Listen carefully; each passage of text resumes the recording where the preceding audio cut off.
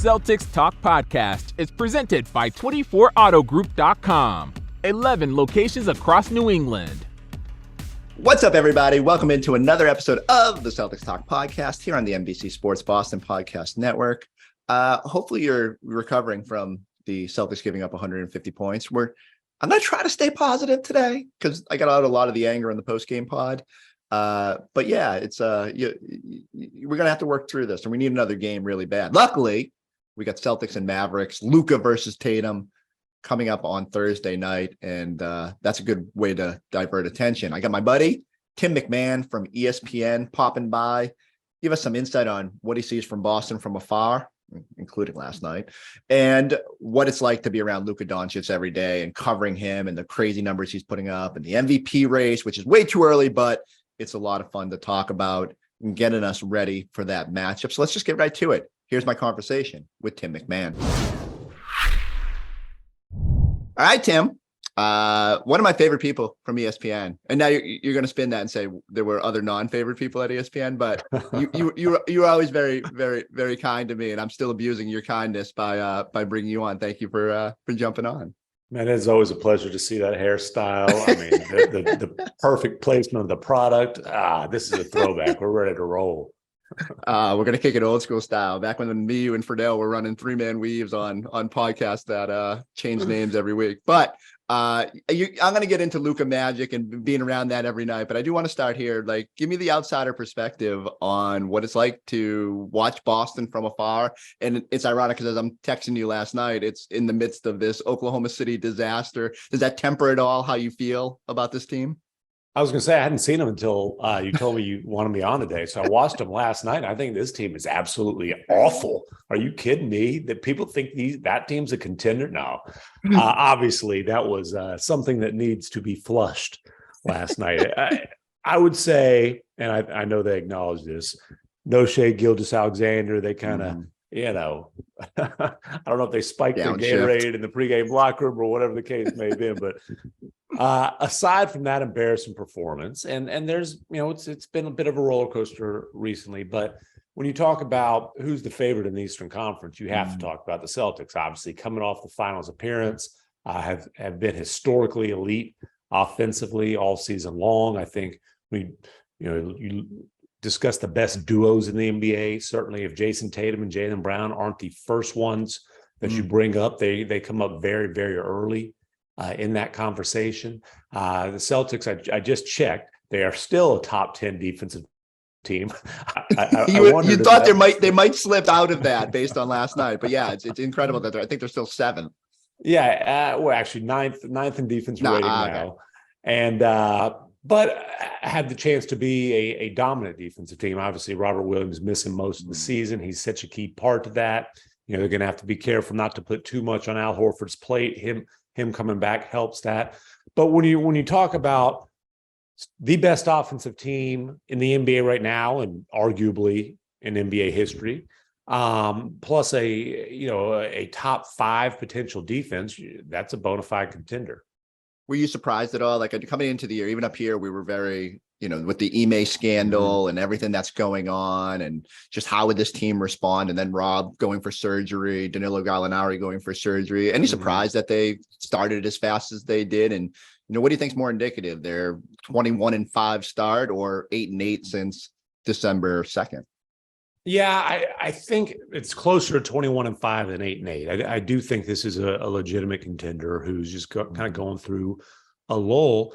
Did I expect 21-5? No, because let's be honest, Joe Mazzola was not, it was not ideal to bump him from the back of the bench into the head coach spot. And if the Utah Jazz had not hired Will Hardy, he probably would have been the guy. Now, having said that, obviously he's done a really good job so far.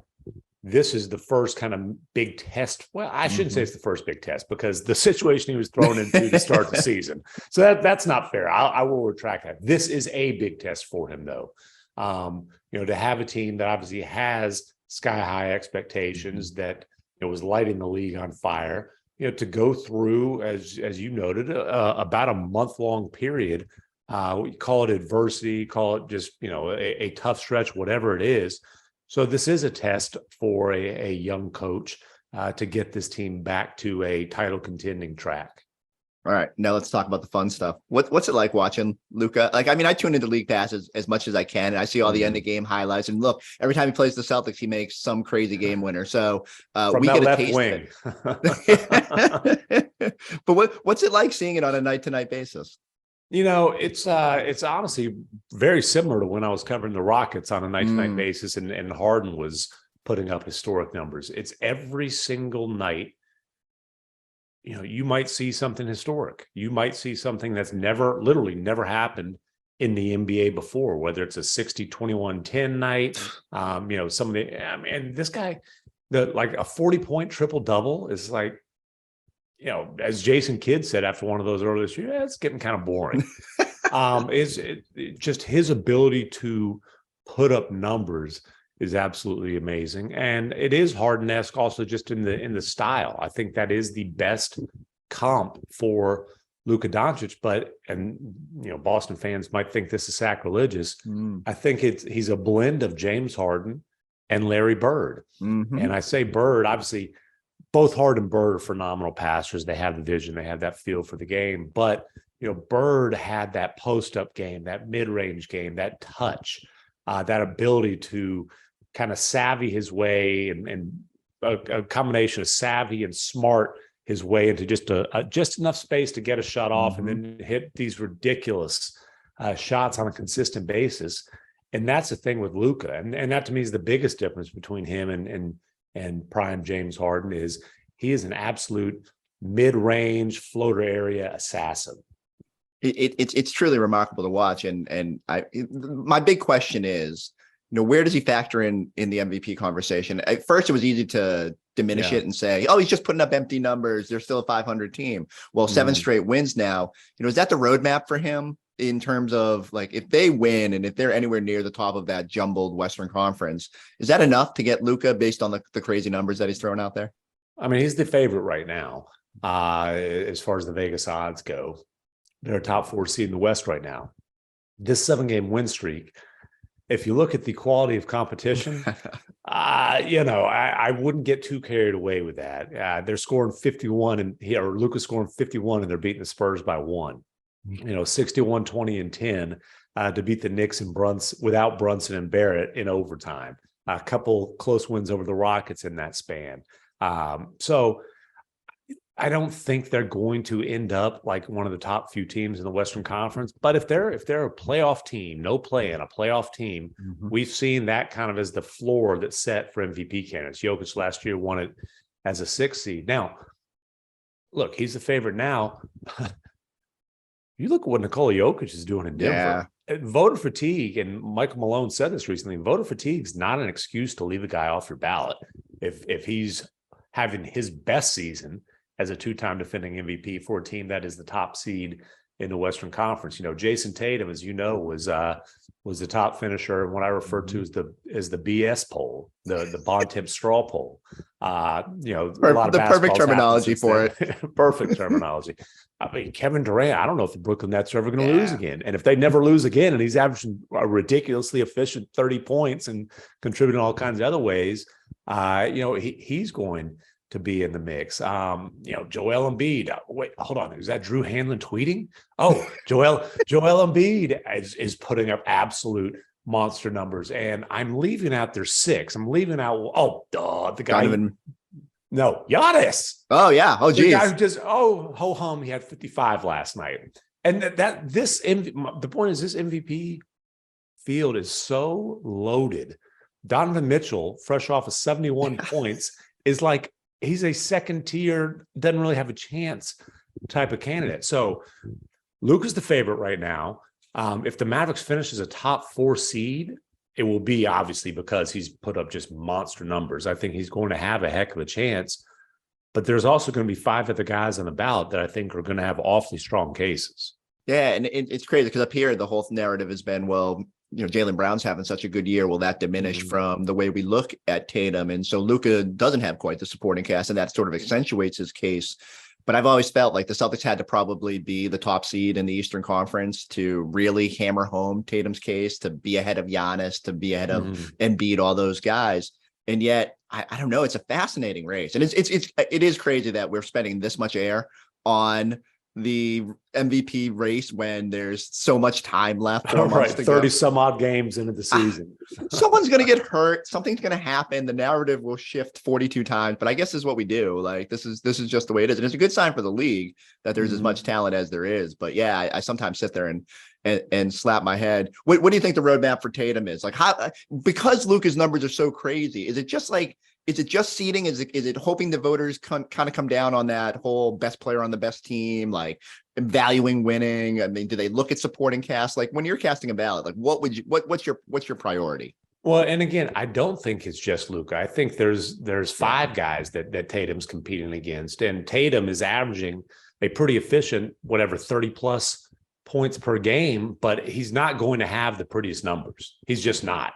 He might end up being sixth in terms of just the pure stats. Now, I think the Celtics probably have to have the best overall record.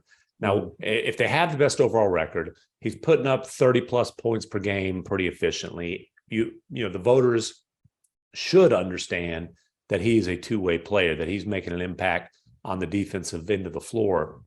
Then I think he'll have a legitimate chance. And again, that's reflected by the premature BS poll. The fact that he was the leader in the first straw poll of the season, which honestly is fun to talk about, but it is ridiculously premature. I mean, I remember last year when Steph Curry was like the runaway winner, and Brian Windhorst is basically, declaring him the winner and planning his MVP speech. I'm like, dude, there's 2/3 of the season to go. Well, we still got over half the season to go. Again, I think Tatum has a legitimate chance. Honestly, though, I might put him sixth out of the six guys I consider real candidates, just because all those other guys put up stats that are just bonkers. And it's so true. Mix in a 55-point performance, 60s. Come on. That's what everybody else is doing. And that's what I'm thinking. Like, I kept waiting. Like Oklahoma City on a random Tuesday night. This feels prime for no, the other way around. All the Oklahoma City dudes putting up career nights against the Celtics. The most important question I have is, what's the Kemba Walker experience like down there in Dallas? And I have to peel back the curtain a little bit. My dog is staring at me. My kids insisted it have a Celtic name, and his name is Kemba. And so he's going to come running over at some point during this conversation. But what's it been like to infuse Kemba, and what does he get left in the tank down there? Well, I would encourage you to keep those dog walks short, because you can't put too many minutes on those knees. His knees are terrible. So no, listen, Kemba Walker, obviously you don't sign a savior 6 weeks into the season to a non-guaranteed minimum contract. And everybody, the guy, it's funny because the Mavericks wanted to put that max off. They were ready to sign him to a max deal when Boston swooped in and signed him, however many summers ago that was. It's a lot of knee problems and 2 contract buyouts.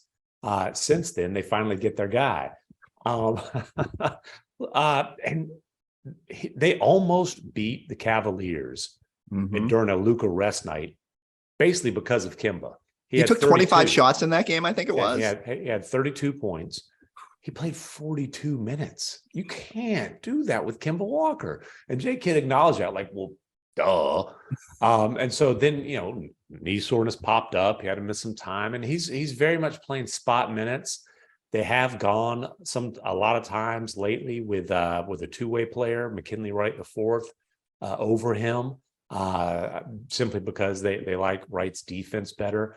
But look, non-guaranteed minimum deal. I think it's later this week. The Mavericks have to make a commitment for the rest of the season or cut him loose. I would anticipate to probably pick that up just because he showed that, hey, he can still put it in the basket. And, there are times when they need a little bit of juice. They need a little bit of playmaking offensively. And in small doses, which is reasonable for a guy on a minimum deal, he can still give you that. Yeah, and I'd have to go full Bobby Marks here and check their cap situation, but there is an advantage to if you cut a player that's as the 12 plus years of experience and there's some tax savings and all that. So the more important part is like Kemba's just a really good locker room guy. Like there was a reason that Jalen and Jayson made strides even as Kemba was on the decline because of how much he talked them up and empowered them, especially coming off the Kyrie disaster. So I don't think it's the worst thing for Kemba to be in the ear of people in that locker room and giving guidance to a guy like Luka as he soars and makes his way. All right, we said it's way too early for predictions, but I want to end on this. Like, who's coming out of the East? Who's coming out of the West? If we did a straw poll about conference champions, who are you liking right now? The short answer is a mix between an elephant and a rhino. Elephino. It's also a double IPA at Red Rocks Brewery in Utah. It will not be the Utah Jazz. I stay away from those double IPAs. It's like a 10%er. I was going to say, aren't you like a Corona guy or something? No, craft beer, but not the 10%ers. That's no Luka Doncic recovery beer. I was going to say, spike that Mick Ultra. We don't need that. You have to put Boston at the top of the list in the East. I think, Boston, Milwaukee, Brooklyn now. That's your top three. And then the Cleveland, Philly, give them a chance. So I think there's 5 teams with a chance. There's the top tier with the 3, Boston leading that, then that second tier. In the West, who's healthy? I love Denver's chances, but when you look at point differential, which is usually a pretty good indicator, it's like it's not real impressive. You look at their defensive ranking, another pretty good indicator, not real impressive. I think that might come down to how many minutes can Jokic play in the playoffs. Yeah. I mean, they're going to have to play the on-off splits. Yeah, the on-off splits are. Yeah, can he go Wilt? I'm just saying. Yeah, the on-off splits are incredible. And then there's a bunch like, hey, are the Clippers going to be healthy? I mean, they probably not. Probably not. John Morant's already declared the Grizzlies champion, so this might be a waste of breath. Certainly, they're going to have a shot. Tell me if the Warriors are healthy. Who knows? I mean, if anybody can come out of a play-in situation into into the finals, it would be a team with the core of a dynasty still intact. So this is a long way of saying I really don't have any clue in the West. I didn't mention the Pelicans. I didn't mention the Mavericks. Stranger things have happened. I think the West is wide open. It's crazy. I'm gonna default to your preference, and like the brewery tour for me would be going to Milwaukee, and there's plenty of options out there, and then probably Denver. There's a company out there that makes a jalapeno IPA that I can go for. It's not a double. IPA. I'm telling you. That's one of those. You probably only drink one of those. You're risking both heartburn and hangover. That's an H&H combo you want no part of. I'm telling you, sometimes I think I've burnt out the stomach lining in my body, like from spicy foods and stuff like that. So we'll just have to rock it all playoff line. And you didn't mention Golden State, right? Like, I mean, I did mention Golden State. You did? Okay. I come out of the play-in. Once you start talking about beer, I just like my brain's gone. I'm like, I'm on to more important. By the way, sources within the Warriors organization tell me that brewery attached to the arena, Harmonic. Is that what they say? It's Yeah, it is. I bought a sweatshirt because it's a cool guitar logo, but I will have to admit the beer is underwhelming. Tim, I might need you to be my test kitchen because I've tried to my beer addiction, and that's probably a bad way to phrase it, but I do love craft beer as well. If you could actually see if I turn my camera, which I don't often do. Okay. These are all the brewery stickers nice. I picked up along the way, and so as I visit all these NBA cities, I try to pick some up, But that's going down a wormhole. So I need you to be my test kitchen because I find most NBA fans don't care about what I'm drinking. So I'll just have to text you and let you know. Text me. I care, and I do enjoy the reviews. I'm more on the lighter end of things. Like I said, that's right. IPAs are no, they'll get you. Like you got to steer clear. You can only drink so many of them. So All right. Well, hopefully, if the Celtics fans are crushing double IPAs after giving up 150 points to the Oklahoma City Thunder, so let's see. I think the Celtics might have crushed some before that game. Well, they blame that for their Denver struggles and New Year's Eve out there. So hopefully, they find some dry January in Dallas, Texas, and we'll see how that one plays out. Tim MacMahon, thank you as always. Adios, amigo. Look no further than the award-winning 24 Auto Group. With over 2,600 vehicles in stock, the brands you love, backed by the savings and service you can count on. Visit today or shop online at 24autogroup.com. We're kicking off fall with big savings at State Line Chrysler Jeep Dodge Ram. Lease a new Ram 1500 for $369 a month during Ram Power Days. Hurry in, and you'll be saying, I got mine at State Line. All right, I loved him. Just so refreshingly honest. I do love that kind of needled Celtics fans there with if the last night was the only game you watched, you'd be quite surprised to hear that the Boston Celtics were the betting favorite for NBA champion for much of the season. You know, and I know we'll spend a lot of time in the next couple of days sort of overanalyzing what went wrong in that game.